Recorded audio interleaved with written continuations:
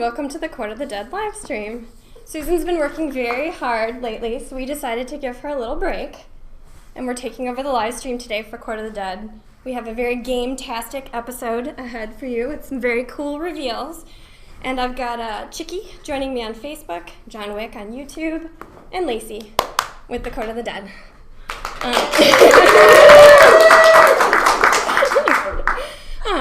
So like I said, it's a very game-tastic episode. We're going to look at a Court of the Dead playing card set and give one of those away. We're going to look at a Han Cholo Spirit Bone Ring and give away one of those. We're going to give you a super cool special sneak preview of a prototype of the Court of the Dead Mourners Call board game, and do a Q&A with Tom Gilliland, who's, as you know, the creator of the Court of the Dead and also was very key in designing the game and all its elements. And so you'll get some insider look at that and some interesting upcoming knowledge for our Kickstarter for that game that's coming up. And we're going to look at our game accessories with Ultimate Guard, so some Court of the Dead themed play mats and deck boxes, and give a few of those away as well. But first, we'd like to honor one of our fans. On Court of the Dead social media every Friday, we do a Fan Friday feature. And we would like to recognize Medha Srivastava, and I'm sorry, Medha, if I've mispronounced your name. She is a cosplayer based in Mumbai, India, who did an amazing Court of the Dead cosplay. She did Kier with a friend of hers who also did Malavestros. You can see in the video that's playing right now how amazing and detailed that cosplay was. Medha's new to cosplay. This is one of her first really ambitious pieces. And it's amazing the level of depth that she went into. As you can see, she started with sketching and illustration. She really stretched her skill set into fabrication and painting. It was a really beautiful piece, and it actually won a couple competitions in India. If you'd like to know more about Medha and her Kier cosplay, you can check out a deep interview we did with her on the Court of the Dead blog. And if you have something that you think is worthy of a Court of the Dead Fan Friday, you can submit that to us at COTDsocial@sideshow.com. That's COTD for Court of the Dead Social at sideshow.com. Up next, I think we've got to look at our Malavestros figure, and then we'll be back with some cool giveaways.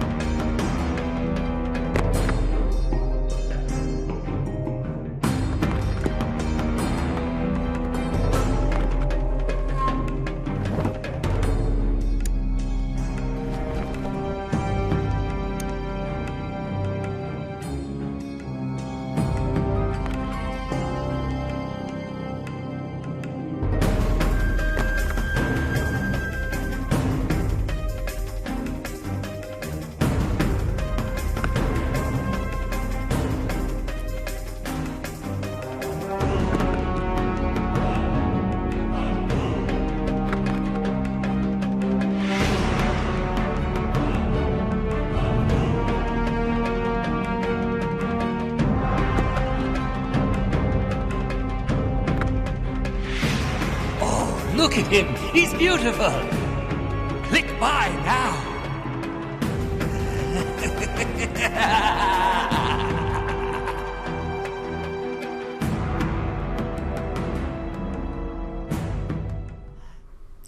Welcome back to the Court of the Dead live stream. We're going to take a look at the Court of the Dead Premium Dealer Set. This is something we produced with our licensing partner, Project Raygun. And those of you not familiar with Project Raygun, it's the hobby gaming division of USAopoly, which does a lot of versions of Monopoly with Hasbro, but Project Ray Gun is their more adult version. They're a more adult brand, and they do these really cool premium dealer sets. So I'm showing off the box here because it gives really good shelf. It's nice. You can put it vertically or you can put it this way. It's got a super cool magnetic closure and this beautiful artwork on the inside. I mean, the design was really thoughtful, and it's beautiful and subtle and serious, like poker games should be. Inside here, and it's gonna fall out, we've got a deck of cards and a premium dealer coin. So you can pass that dealer around the table as you play. Let me pull this out. You can see it's really thick and heavy. It is actual metal. We've got the Court of the Dead logo on one side, and our text logo on the other. And then the most beautiful part of this piece is the deck of cards. This is all original artwork that we did here at Sideshow. Special shout out here to Scott Wade, one of our former art directors, and Eric Scoggin, one of our designers who collaborated on this. We actually overwrote the playing card suits with the factions of the Court of the Dead. Uh-oh, and I'm gonna have trouble opening this, but I grabbed scissors. I knew this might happen. Let's see if I can get this. There we go. No fingernails. So the same design that's on the packaging is also on the back of all the card suits, and if you can see, it's super detailed. We've got the Court of the Dead logo and the All-Taker's mask kind of in reflection there, as typical for card art, and then just some beautiful skulls and kind of gnarly underworld unique designs surrounding that. We've got some little hands which are kind of reminiscent of Gethsemane's bra, and we've got a little moth's head there reminiscent of Cleopsis, and some pieces here from Demethyl's armor. So, I mean, down to like the tiniest detail, we're giving nods to all of our key characters here. And then, like I said, the suits are taken over by the factions. You can see Heart is Flesh faction, of course, because that's Queen Gethsemane's faction here. And you can see in the actual hearts, we have the Flesh faction logo, like a skull version of that, and then the Flesh faction logo itself kind of faded in the background. We actually did a fair amount of play testing with these to make sure that you could actually play cards with them and still recognize quickly as you need to when you're playing cards the suits and the numbers, but also kind of enjoy some unique artwork. And then the face cards are, really the creme de la creme. As you can see, for each face card for each suit, we have the All-Taker as the king, of course, and then one of the female leads is the lieutenant is the queen, and then for the Joker, we have a different sort of agent. So in this case, this is Exriel for Flesh faction, leader of the Conclave of Shadows. You saw their gentle handiwork with Susan earlier when they escorted her into Dreamland and wheeled her off to take a break in the back. Queen Gethsemane was the queen here. And then the All-Taker, and he's a little bit different in each suit too. This is his Flesh faction iteration here. You can see him doing some necromancy here coming off of his hands. Moving through, and so next up we have Spirit faction, and you can see the Spirit faction logo and the slight blue coloring there in the number cards. And I'll move through quickly to get to the Joker, where we have Aglavale, of course, there. Kier, of course, is the queen of that faction, and again the All-Taker, and this time he's doing some spirit mandering, so he has that spirit stuff. He's kind of wielding between his hands, and you can see his mask, which again you have on the back of every card, his sort of classic Underworld United mask. He has a different faction version of his mask on in the King iterations. And then moving on to the next. Oh, we have Underworld United, because as you know, we only have 3 factions and there's 4 suits. So for Spades, we have Underworld United, which is all 3 of the faction logos stacked with the Death's Head skull on top there. And then we have the characters that really kind of transcend the factions as the key characters on those face cards. So we have Relic Ravlatch, or we like to call him around here at Sideshow, Bobby. Beloved Bobby, as we like to call him here, as the Jack. Queen is Shard, of course, our paladin from the mortal realm, and then Death in his classic Underworld United apparel. Moving through. And then last but not least, my favorite faction, Bone Faction here for diamonds. And you can see again like a different version of the skull in each of the different suit symbols. And of course we have Demethyl, our Reaper General here. Xyle is the queen. And then a Bone Faction version of Death here with a kind of cool split mask. And then of course, last but not least, we couldn't leave out our Joker.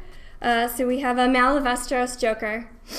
And then to sort of round out the world being represented in a deck of cards, we have an angel and a demon doing battle here on this other Joker card as well. So we are giving away a playing card set right now on our social.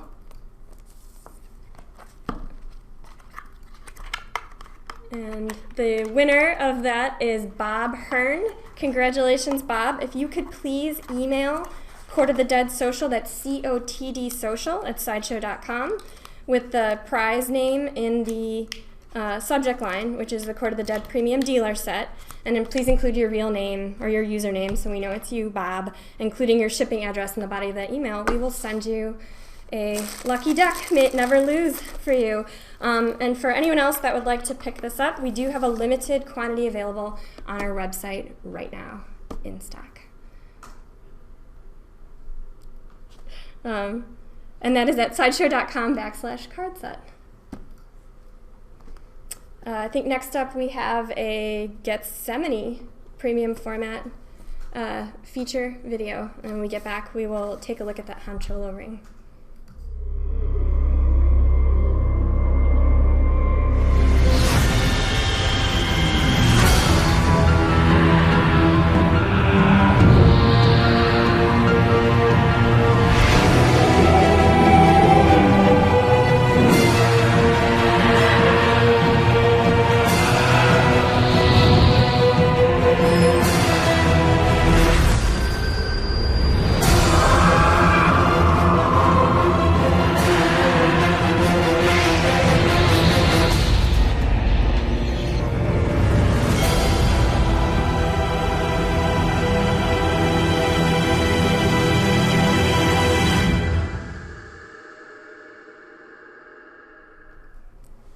Welcome back.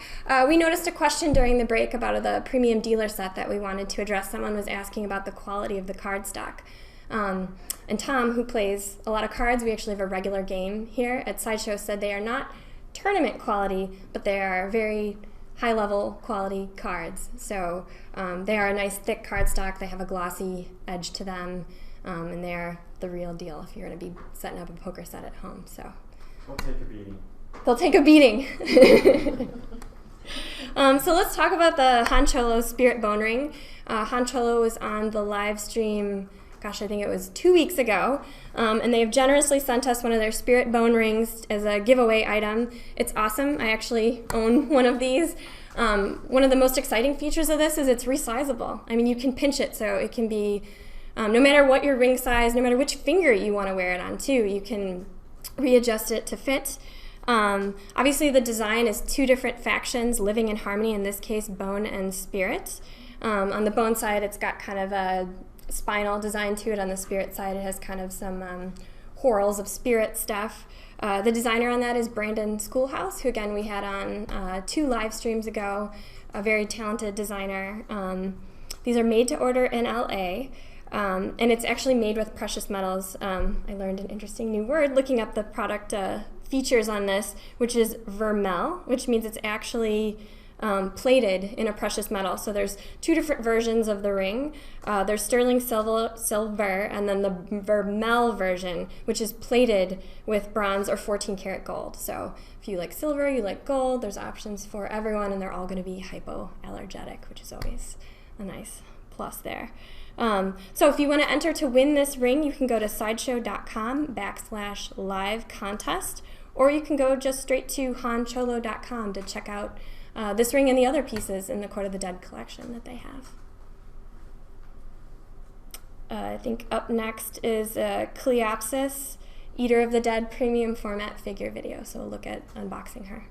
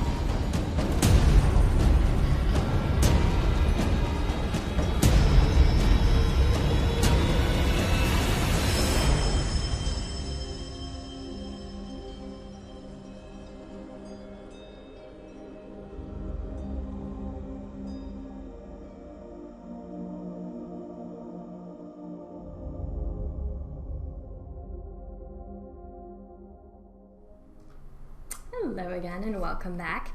I have the prototype of the Court of the Dead Mourners Call board game here, and before we start unpacking this and digging it in, we had a question from Zombie Johnny 75 asking about when the All Taker is going to cross over into the mortal realm so he can join your Court of the Dead collection, and that answer, Johnny, is very soon.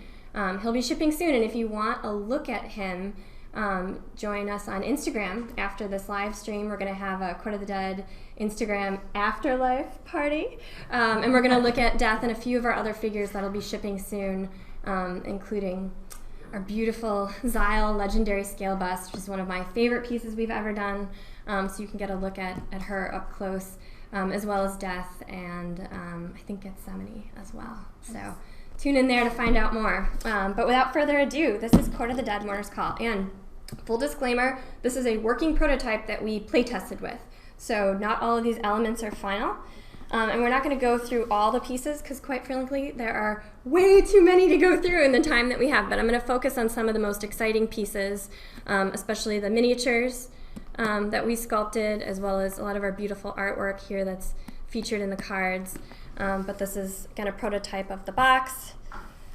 Beautiful traditional painting by Alex Horley here on the cover of Underworld United.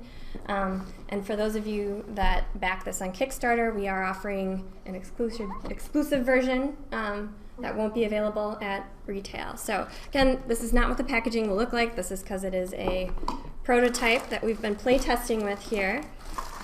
A lot of us on the Court of the Dead team are passionate gamers, especially Tom, who plays a lot of miniatures in particular, and we'll talk about that when he joins us for the Q&A shortly. And he was very seminal in the design of the board game, so he can speak to some of the mechanics and more in depth. But I'm going to start here with the board itself, because it's absolutely gorgeous. It is 24 by 36 inches. It is full color. It's a map of Ilverness. Again, this is a prototype. This is something that was made in-house at our partner, Project Raygun. So this is something they printed and pasted together. This is not what production will look like. However, this is the final art. So you can get you can see here Ilverness with all of our different locations. For those of you that have the Court of the Dead Chronicle, you'll be familiar with this map. Whoop. Sorry about that. We can see it's very glossy, so we're picking up some light here. But we have different locations here, and you can see there's like benefits listed under each. And there's 2 different meters on the left and right sides of this game. So to give you kind of a high-level overview of the gameplay, what's especially unique about this game is it's both simultaneously cooperative and competitive. And it very much mirrors the challenge of our heroes in the underworld here. They're kind of trapped between a rock and a hard place. That rock being that war between heaven and hell that is forcing them to gather souls and feed them on to feed their never-ending war. And the hard place being the Dread's Grip, which is their own destructive appetites and their own dark natures within. And if they wield too much Etheria, wield it unwisely, they turn to sort of their dark side of the force. They're consumed by the Dread's Grip and they lose their agency, their self-consciousness, and just become forces for greed instead of striving for the nobility that these unlikely heroes are trying to do, which is bring balance back to the universe. So in the world history, this game is taking place while the underworld is preparing to rise up for the war against heaven and hell. So in practical game mechanic terms effects, that means you want to be gathering Etheria without heaven and hell catching on. So every time you do something that squirrels away some of that Etheria, the celestial suspicion meter is going to go up. And there's some pretty negative effects to that. Negative effects for everyone. On the other side, selfish acts with Etheria are going to drive up the Dread's Grip meter. So every time you recruit a new mourner, it's going to drive up the Dread's Grip meter. And again, that's going to make things tougher on everyone. The catch is, for you to actually win the game, you have to achieve a personal objective that's going to force you to make 2 actions that are going to drive up these meters. So every time you're making a move, you are faced with the deliciously excruciating decision of, do we want to bring the pain for everyone? Or do I want to move myself closer to winning? So again, cooperative, competitive, you are balancing those 2 things. It is a, let's see, let me pull out some of the other features here that I wanted to call out. Oh, gosh, I should open up the miniatures.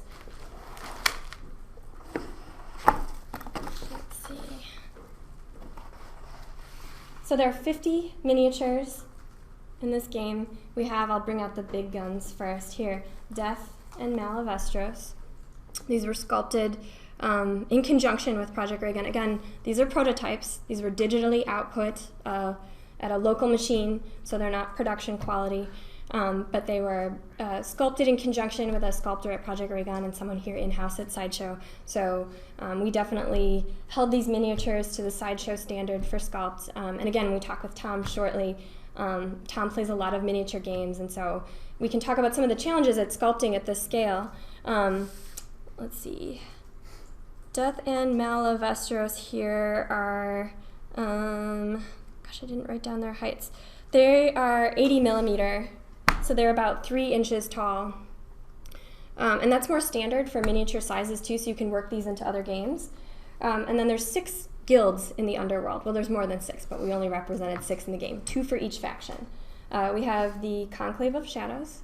So you've got this little Conclave assassin here, dive bombing you with some knives. Again, shout out to the Conclave for giving Susan a rest earlier with some of their faction magic. And we have a Stitch Witch, or a Shroud Reeve here from the Shroud Reeve's Coven, which again is a Flesh faction guild. They build our warriors, put them together. And then in Bone faction, and these aren't final colors, this color is going to shift a little bit, you probably noticed on the box. We have the Mortis Knights, of which Demethil is the leader, of course. Our Noble Reapers that go to the mortal realm to gather souls, Death's Army. And the Council of Osteomancy, our adjudicators, our administrators, those that help Xyle run the complex system that is Ilvernus. And then in Spirit faction, we have the Dreadsbane Order Knights, which we'll be talking about more in some of our upcoming literature. They're sort of like a military force within the underworld that's banded to help battle the Dread's Grip specifically. And we have the Grave Dancers Circle, which are our foster Murden. They are, and I love this figure in particular. She's a favorite of mine with this swirl in her veil. Quite lovely. But they help us take care of the lost and wayward souls that make their way to Ilvernus. So there are 8 of each of the different guilds included in the game. You get 1 Death and 1 Malavestros that play a specific part tied to a card. We have a ton of cards, all with original, beautiful, unique artwork. There's 14 court cards, 27 mourner cards, 36 wallow cards, and 12 ulterior motive cards, which adds up to a lot. Like I said, they each have their own unique illustration. So these are the court cards. They're oversized. They have color artwork. There's a really unique system of drafting that happens at the start of every round, where you get 3 cards and you pick 1 and burn 2, and then you pass, and then you pick 2 and burn 1, and then it goes down. And so it's a balancing act with this game, which is symbolic of the universe itself, kind of fighting for balance. You have to decide what cards you want to keep and what cards you're willing to let go, knowing exactly how far downstream that could travel. So you could see someone that might be playing a bone faction, and it might be excruciating. You don't need this card, but you want to keep it to make sure that your opponent doesn't end up with it in their clutches. So there's a lot of sort of chess-like maneuvering, balancing that you have to do, offensive and defensive here. So beautiful, fully rendered, full color artwork here. And then the mourner cards. So there's different characters that give you agency in the game. You have your miniatures that you deploy that are fighting for locations. But you also have mourners that give you special abilities that range from instants to artifact stuff that's persistent to stuff that you can use kind of whenever you want, that has a specific effect that you can tap and untap, so once or twice around, or those kinds of things. And I think we've all got different favorites after playing for a certain amount of time. We'll ask Tom what his favorite is when he joins us shortly. And I can flip through these again when we're doing a Q&A with Tom. Some other things that you'll also find in the box that I want to call out, we have a 24-page full-color rulebook. Having played this and GM'd this with some people in-house several times, I mean, really, you can play around and kind of get the hang of it. That's about the learning curve, is 1 round. So it is, it's a nimble enough rule set that I think you can catch on to it pretty quickly. And I think after your sort of first learning curve game, you can really delve in and start to get competitive. We've had some really fun and heated matches here at Sideshow. Like I said, there's 3 different cards. I'm not going to get into the minutia of all the different mechanics. But these guys here, I don't think I have them here. But we also have rings that go on the bottom, so when you deploy your guys, you can see who's who. We have some Etheria, which is some of the currency in the game, which is kind of neat. Beautiful here. There's a system, a devilish system, where you have to divvy that up at the start of each round. Let's see. Oh, and our player boards. So everyone has a player board. You're collecting influence in the different factions along with Etheria. Your crypt is sort of your ready area for your guys before you deploy them to a location. You declare your faction at the beginning of the game, which is tied to your ulterior motive, which is your unique win condition that's sort of secret to you. But I think before we get any further, we should definitely bring Tom on for some Q&A. So I think we're going to take a little break. We'll show you the teaser for our Kickstarter for this, and then when we come back, we'll be giving away a few more game accessories, and then Tom will join us for a Q&A.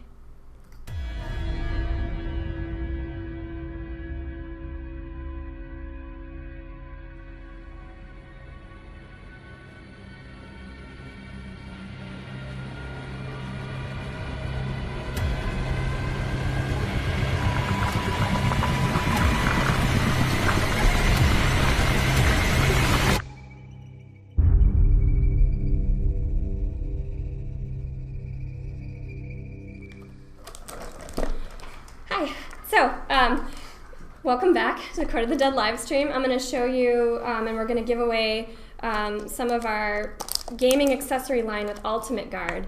And I left the board game out, but this also kind of illustrates the need for some of these accessories. For any of you gamers out there, you know that having a deck box or a play mat can really up your gaming experience, because games can get very expansive.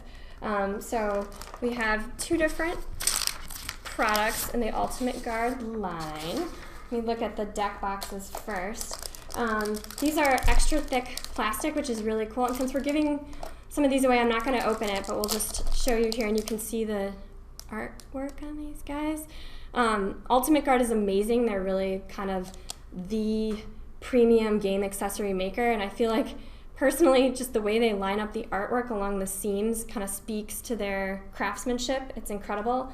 These are extra thick, 2 millimeters. There's 6 different designs. These are roughly 24 by, oh wait, no, that's the game mat. There's 5 different designs for these, and they're roughly 3 inches by 2 inches by 4 inches. They are acid-free with no PVC, and they're self-locking, so they're not going to damage their cards. They hold up to 80 double-sleeved cards or 100 single-sleeved cards of the standard size cards. So they're really perfect for Magic cards, if there are any Magic card players in the audience. I know I am. And they also kind of loosely mirror to the mana in Magic, too. So depending on what kind of decks you're building, you can pick a color that will match your suits. There is a card divider that's also included. And like I said, these are extra thick. They're 40% thicker than an average deck box. And let's see, let's look at the game mats next. And we're going to be giving away a set of the Kier. So here's the Kier design.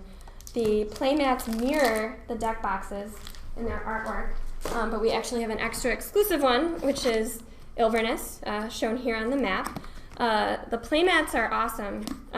They're 24 by 36 inches, so it's kind of in their own right, kind of a beautiful big print. And we use these in all sorts of different ways around the office. Obviously, if you're a card gamer, this is great because it's a surface that you can play on, that your cards aren't going to slip and slide, and they'll stay in place, and it kind of helps you move. But it's also basically like a premium mouse pad. So I use this under my computer.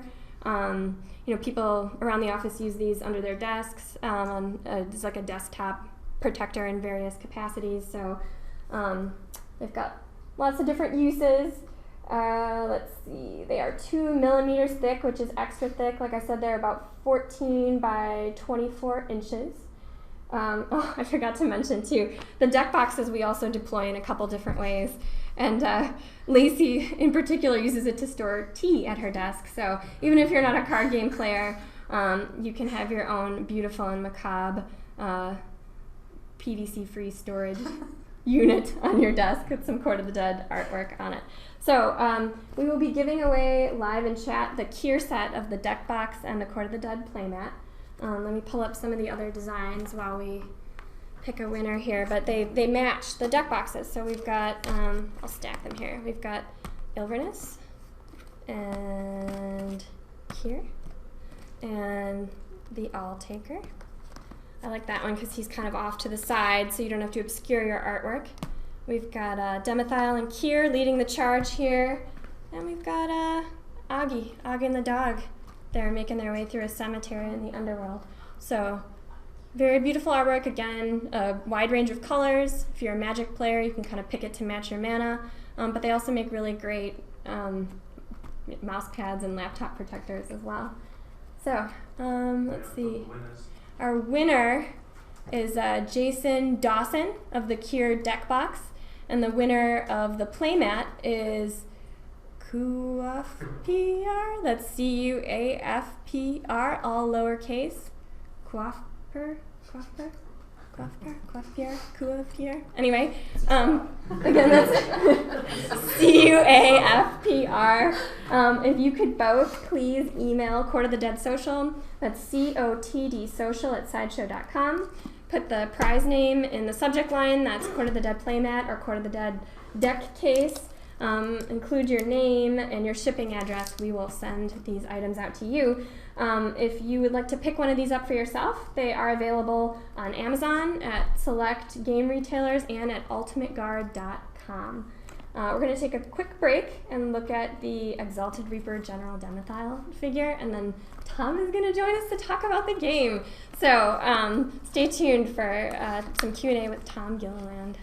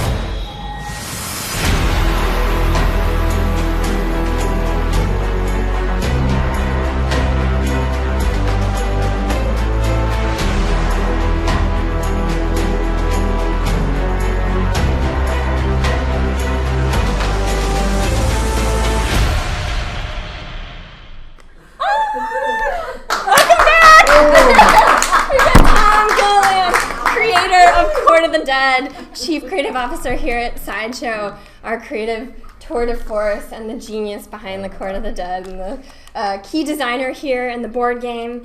Let's talk about this gameplay. I saw a question actually come through about how much input you had on the board game design, which was quite a lot. But do you want to talk a little bit about that process? Absolutely. So, my fellow mourners, this game and gaming was always something that was sort of built into the DNA of Court from day one. Big epic stories and heavy metal music, obviously fueling a big part of this. And but you know, Dungeons and Dragons in my high school rooting was begging for something like this. So to ultimately create a game that reflected the big picture of what Court of the Dead is about, this sort of parable of power and the striving for the unlikely underworld heroes to achieve a sort of nobility that seems to be beyond them, but they struggle ever to achieve that.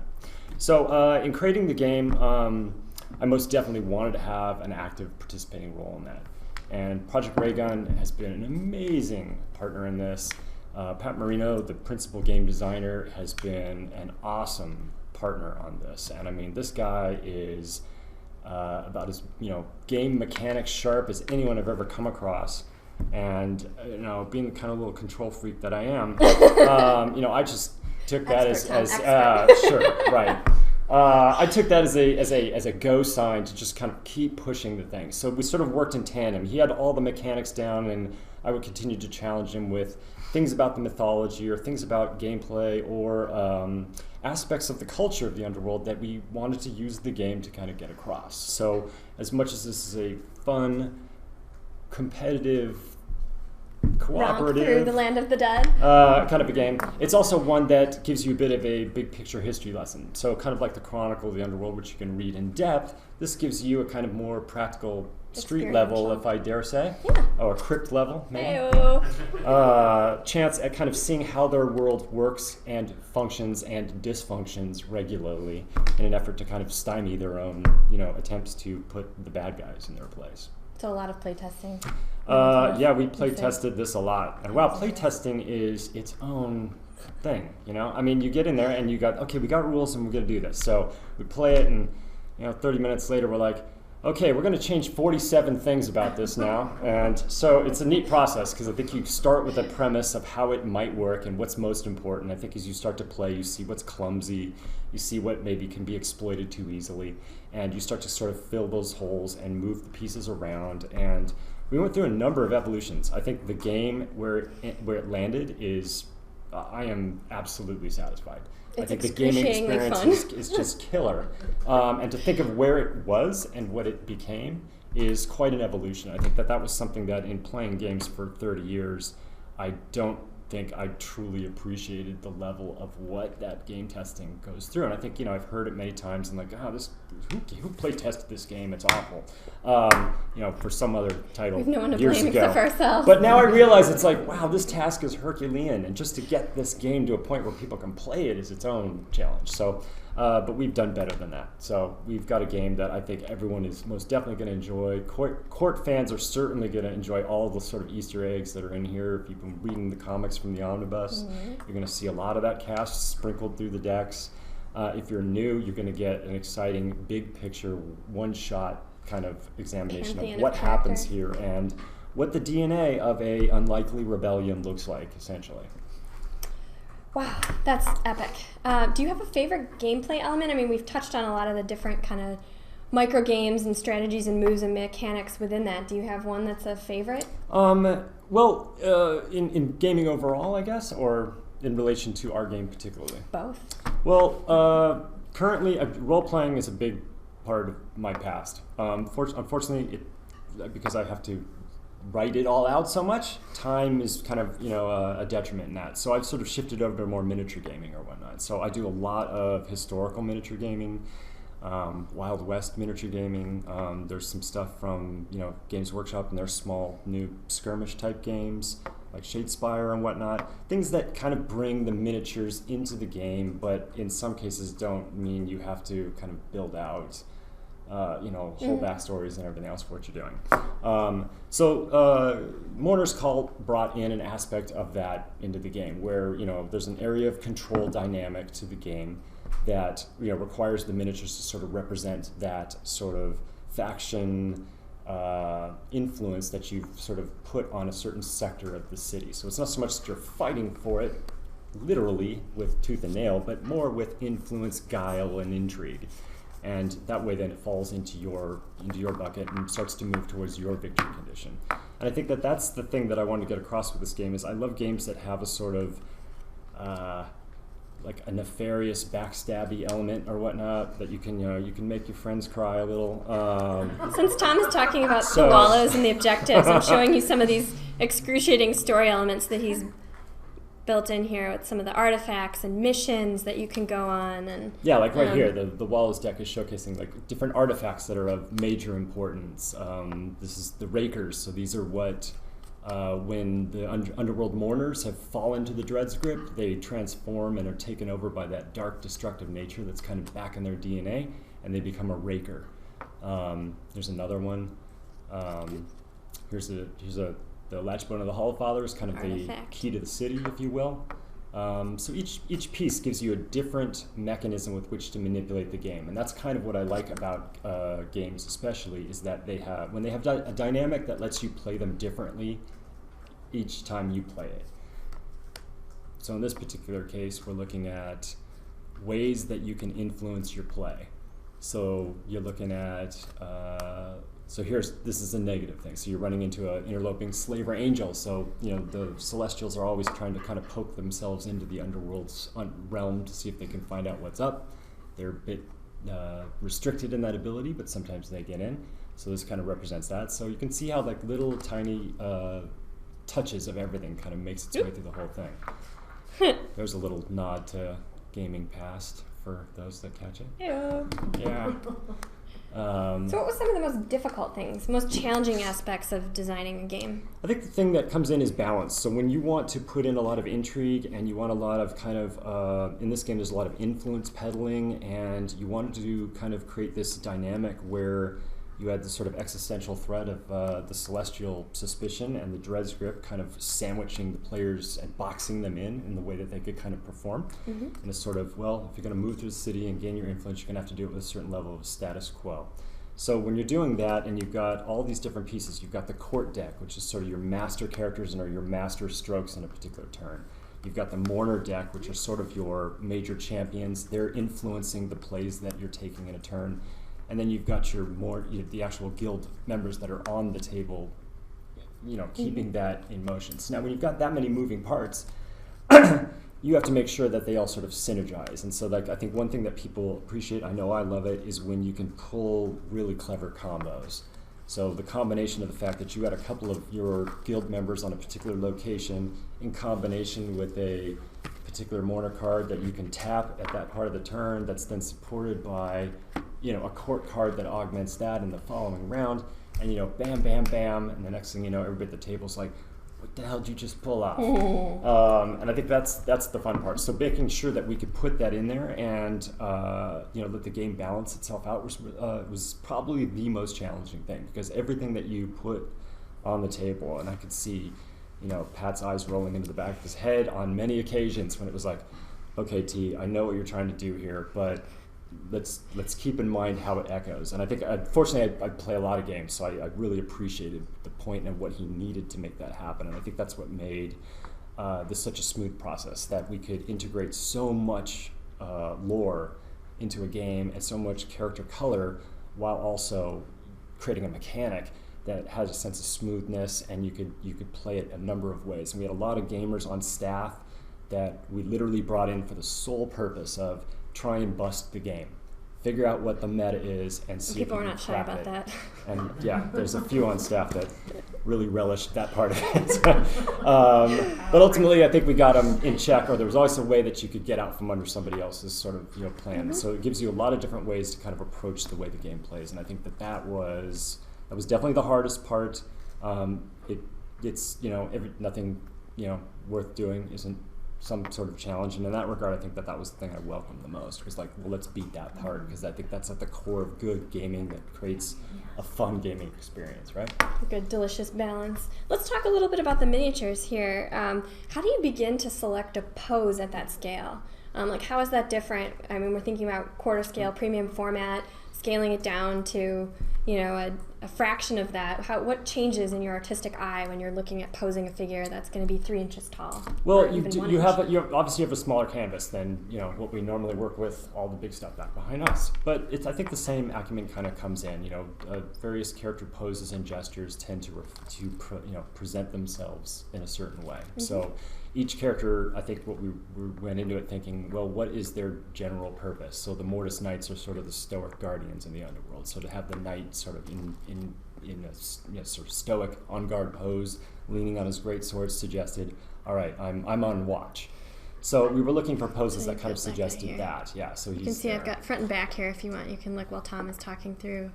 He's kind of leaning on his sword. Whereas the Council of Osteomancy sort of, laying down the edicts and keeping the organization of the City of Wilderness working, sort of by holding up the great, one of the scrolls of their laws or whatnot, as a remembrance of like, hey, this is how we do things here. The thing that gets tricky, though, is miniature sculpting in these smaller gaming scales is quite a bit different than the way we approach things on the bigger levels, especially when we're dealing with premium format type size. That canvas is huge. You go about it in a much more specific way. You're just impregnating the surface with details.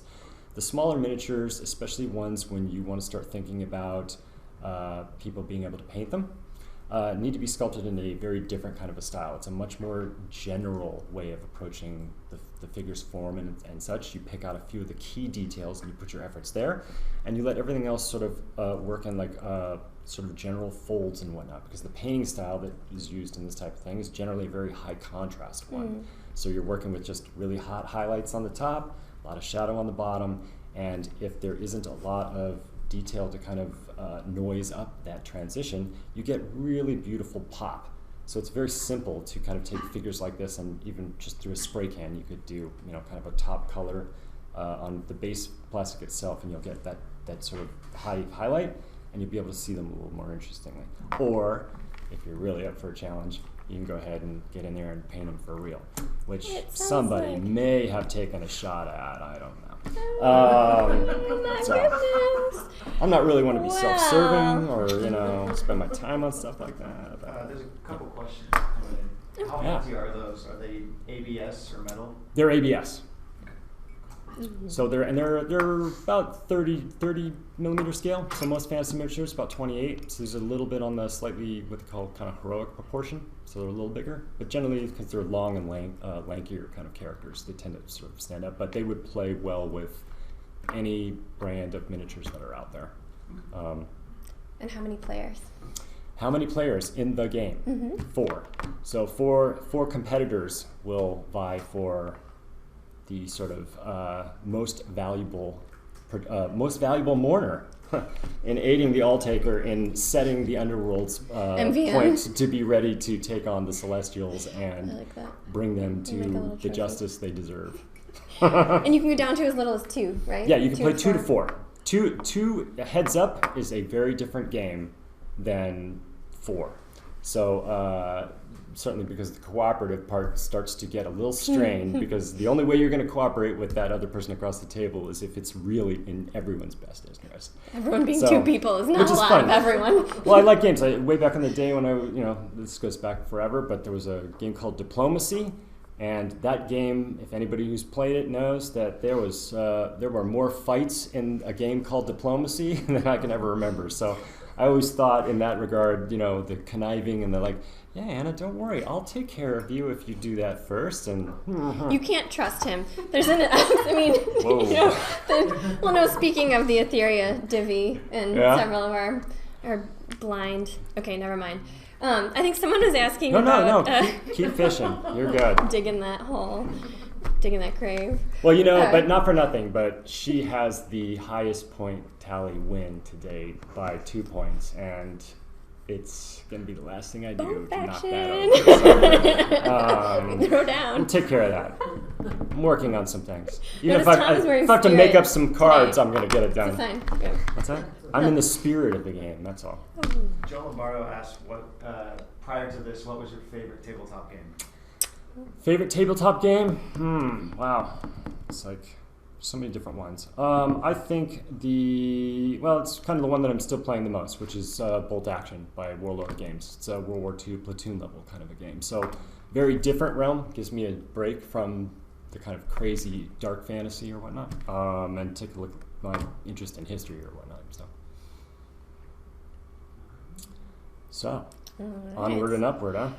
I think someone was asking about proof of concept and where this is going next.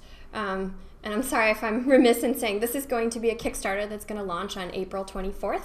You can go to mournerscall.com to sign up for updates, or just follow us on Court of the Dead social media for updates as well. But that Kickstarter will launch April 24th, and that's how and where and when the game will be available. Be there.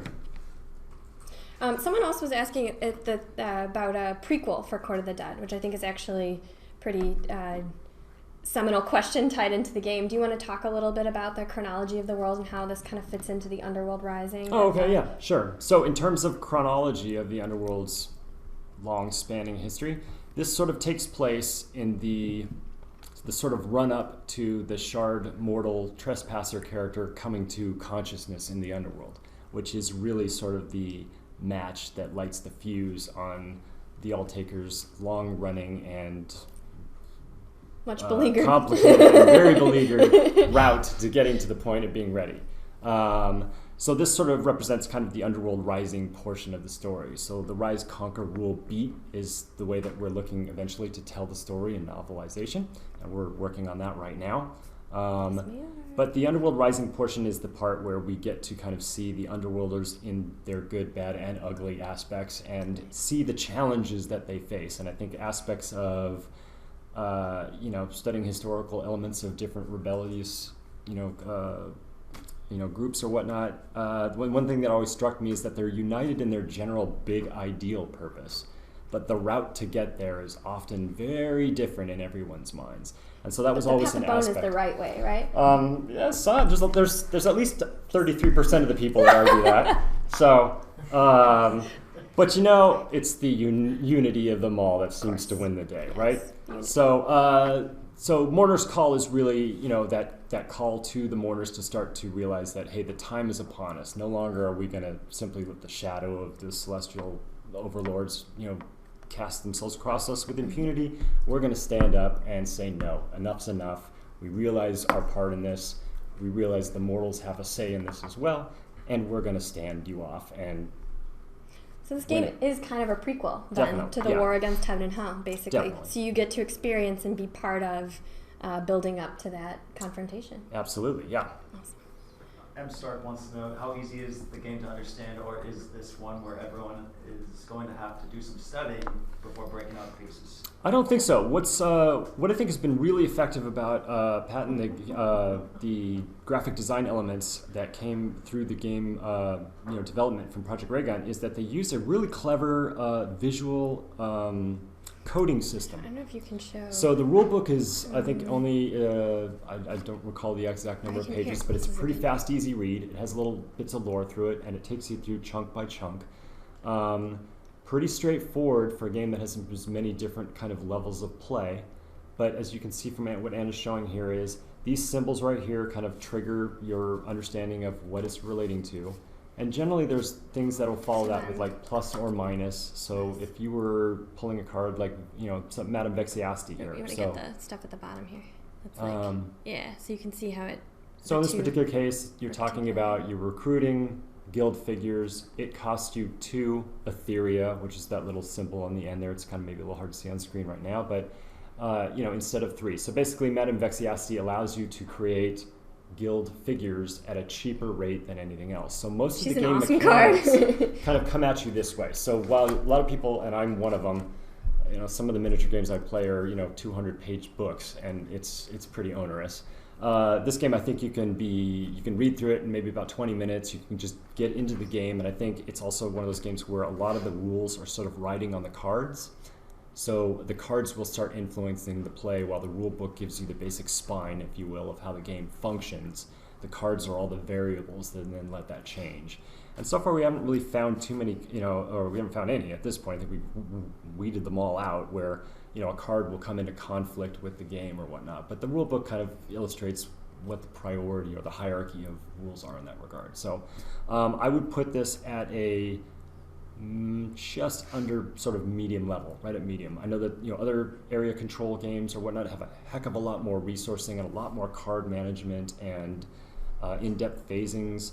This does have 6-7 phases to each turn, but they're well laid out. They roll in a sort of very intuitive fashion, and the sort of accounting element at the end of each turn to kind of calculate out where you are is very easy to do. And so, even this card right here is just essentially, that's the game turn right there. What I like about the way that the game was designed is the rounds move really quickly, and you can only take one action on your turn. And so it's not like you're waiting. I've played some games that are location control based, and when it's someone's turn, they're like making moves for 10 minutes. So you go into the kitchen, you grab a beer, you order some pizza. It's 30 minutes between your turn. With this, really, that's what you do? Easier to... I'm out cutting their tires. And, everything I do is food motivated. The rounds move really quickly, so it's easier to keep tabs on your opponents. Your turn comes up more quickly. There's really not a lot of downtime round. Well, there's an I go you go mechanic in a lot of games where it's what you described, where you have to kind of sit there and watch them just do everything. And I think this game plays where in any particular turn there's any number of rounds, so everybody gets to take a shot, moves to the next person, and it just keeps rotating around until everyone has passed. And you can even use that as a means to kind of manipulate the play. So if you're like, well, I've got a great card to play here, but I suspect you've got one that's going to be a counter, so I'm going to try and bleed the round down a little bit so I can get a better opportunity. So it does play very interactively that way. You're engaged the whole time. There's no time where you're really sitting there unless you maybe have somebody who's fairly ponderous about what they want to do. And you can find means to inspire them to move it along. But that's really not been something we found to be a problem. In fact, most people are so antsy, they're practically, no, I don't want to play my card. So anyway, I think that's a key part. I go, you go mechanics for me are real drag, especially all the miniature gaming I'm playing. I could literally, in some cases, sit there for an hour while someone's moving their, companies across the table, and that is a drag. So I did not want to, bring that to this game. So it's very much the opposite, especially when it's about intrigue. Intrigue is a fast, freewheeling bit, and the game had to have that kind of sense of it. Definitely has lots of subterfuge. Do you have any other tips on how to win since you designed the game? Sure. I think the main one is don't get too tightly focused on any particular strategy that you may start with. So your faction is going to give you a certain aspect of what your ulterior motive is. So everybody has a sort of communal series of ways they can win. It's how much factional influence you're able to build up, how many mourners you may have, and how many locations you may have in control of on the board. But the ulterior motives are an objective in the blind that will influence your point count in the end. So using these cards and just focusing on them at the expense of also thinking about how you can manipulate the quarters of the city, how you can manipulate your mourner population, and how you can manipulate the number of guild interactions you have is all a bit of a balancing act. And I think the thing to keep in mind is that from one turn to the next, you may have had your focus on one approach, and because of things that are happening, you may find that you need to pivot and put your efforts to sort of build up another part of your victory point, condition pool. So I've seen people win this by virtue of controlling the quarters in the city. They've won it by virtue of how many guild members that they have controlling the thing. There's an aspect of the game that allows you to sort of have stored a sort of surplus of Etheria for the underworld to fuel its participants. And and unity. By bringing the most unity is another one that is a great one. That one is in particular is kind of subtle because most people don't see that one coming. So you can win any number of ways. You could play this 10 times in a row, and you could approach the game differently each time. You always have the choice of which faction you want to play. So you want to play the different factions. Each faction gives you a slightly different color as to how you're going to approach your play. The combination of mourner cards that you get, which is going to be a bit randomized. You don't have a lot of control of that, so your cast of personal heroes is going to be ever changing, and you'll find that the different cards will synergize together differently. So folks that like a sort of deck building kind of a game, that understand and have kind of maybe read the cards and know the value of them before they come to them, that's a good place to kind of invest in, read what each one does. And as you've played a couple times, start to think about, wow, if I do get the chance to do that every turn, how could I manipulate that? And also look for the counters, because there'll be other cards in there that will nullify what you may be pulling off in some clever way. So, but most of all, go in there to win it. So, and you can be friends afterwards. So, the Underworld united is most important. United your way, maybe united everyone's way. It's a little emphasis on conquer and rule there. It's a dexterous term, I reckon. I think we're good on questions. One more. Oh, I got one more. Are there planned expansions, or for now is this a single box game? Well, the answer is a bit of a maybe and a yes. So the aspect of what we want to do is there's definitely ways for us to expand the cast. So we can continue to put pieces in there. And I'm a big expansion fan. So I like the idea that there may be a way to shift the game so it takes on a little harder focus on the Dread script and that the Dreadsbane Order Knighthood becomes a bigger mover in the game.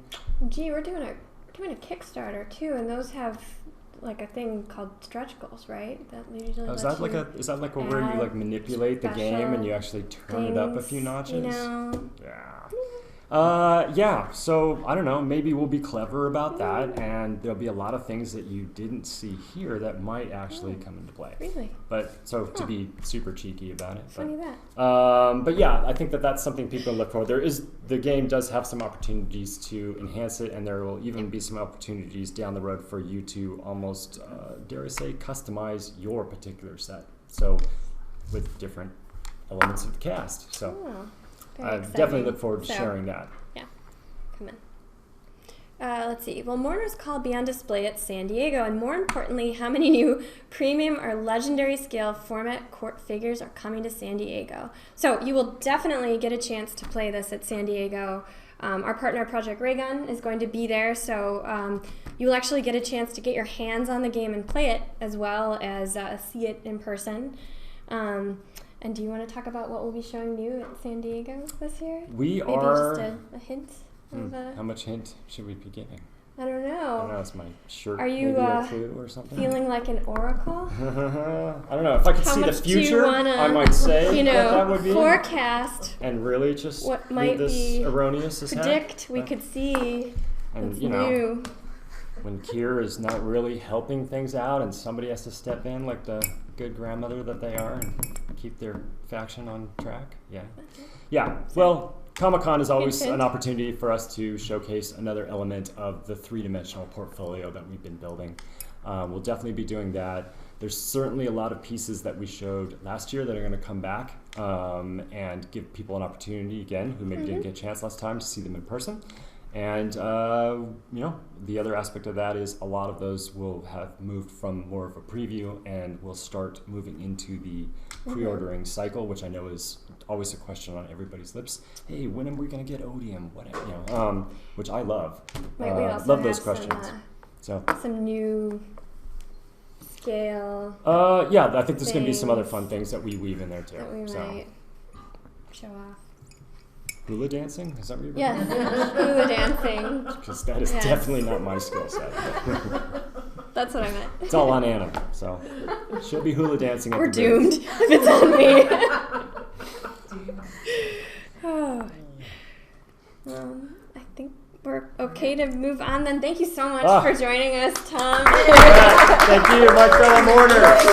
So, April 24th, Kickstarter will be launching, and now a look at Mr. Mortigal.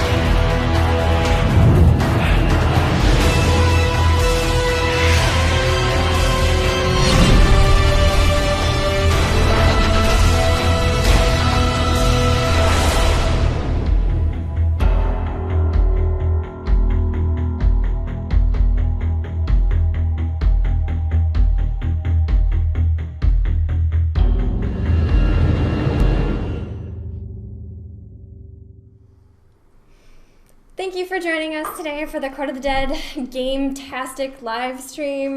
We looked at the Project Raygun premium card set and gave one of those away.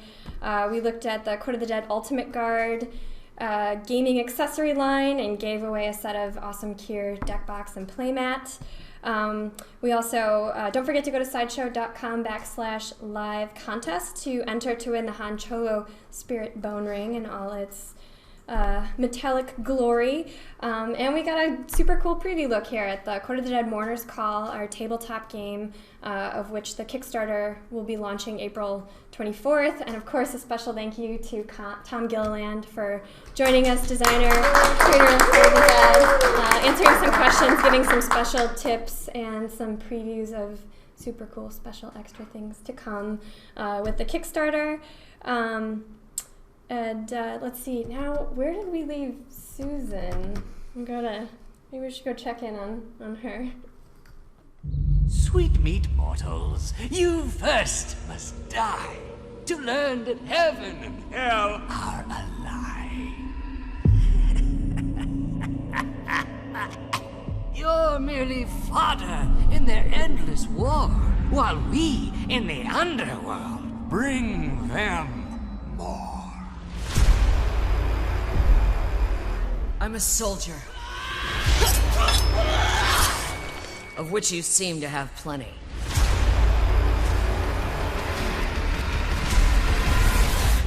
Why do you need me? What if I say no?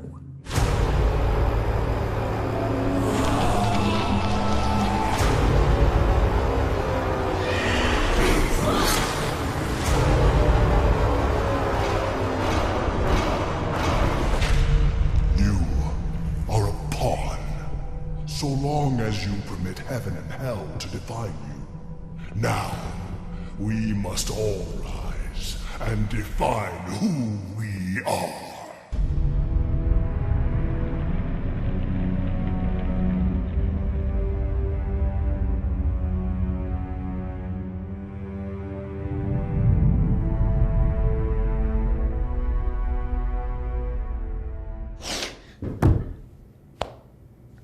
Whoa. Okay.